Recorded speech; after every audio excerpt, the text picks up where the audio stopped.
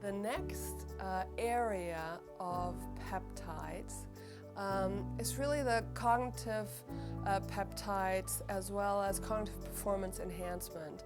So we have one area that is affecting the brain, and that is very specific for people like dementia patients, Alzheimer's patients, Parkinson's patients, people with brain trauma, strokes, who really need to have peptides that are regrowing healthy brain tissue. So we have those, one of which is called cerebrolysin. Cerebrolysin has had extraordinary success in Alzheimer's dementia and the reversal of it. It's been investigated for a long time. It's very, very successful and in clinical outcomes. We do have other peptides, one of which is very recent. It's called dihexa.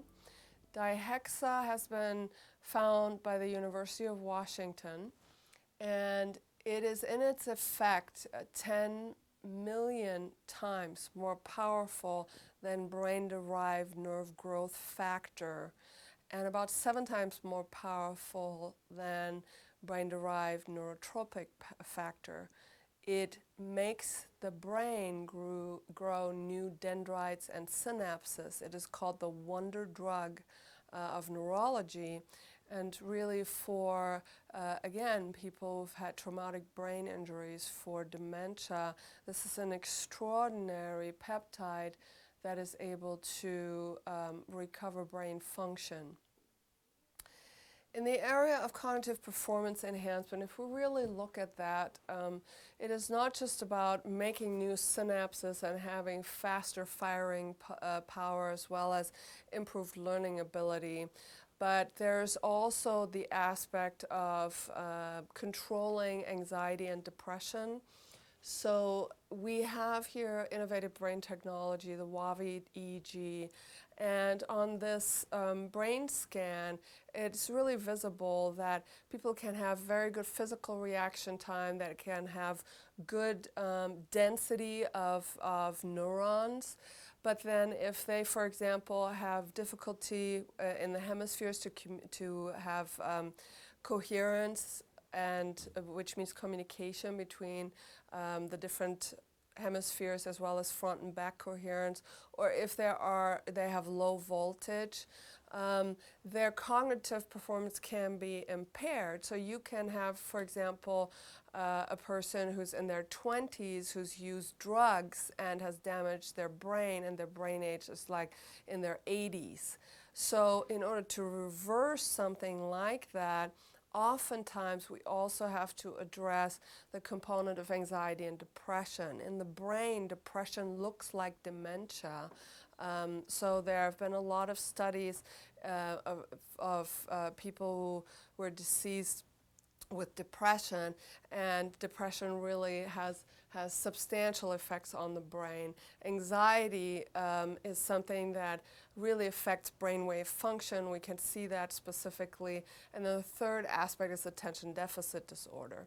So when we treat somebody, when we have a younger person, or let's say, there's a CEO and they just want to cognitively have enhanced performance, they want to be able to concentrate longer, they want to be able to get their work done in a more focused manner, learn faster.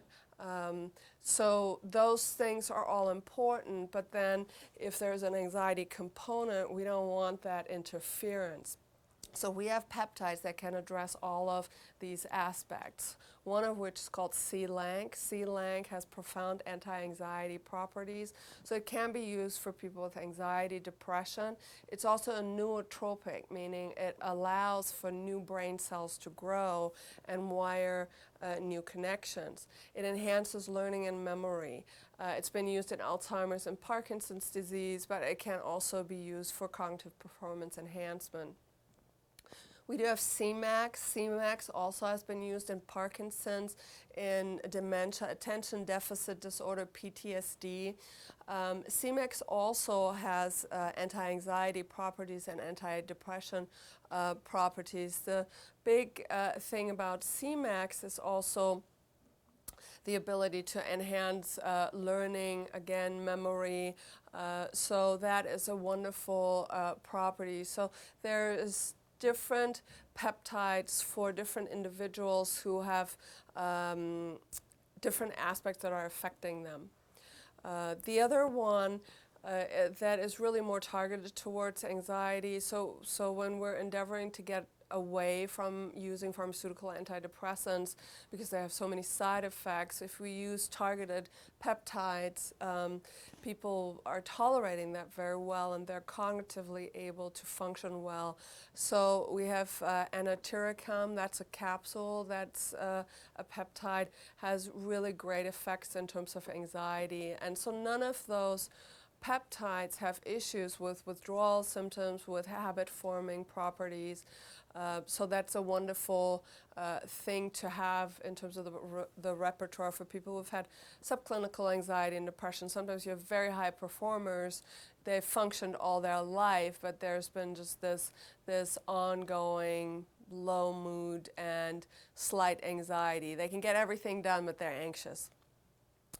There is another wonderful new peptide that just came out on the market, and we're very excited to be able to offer it. It's called HHNP 8. It is honokiol. That is a substance that's been extracted from magnolia bark.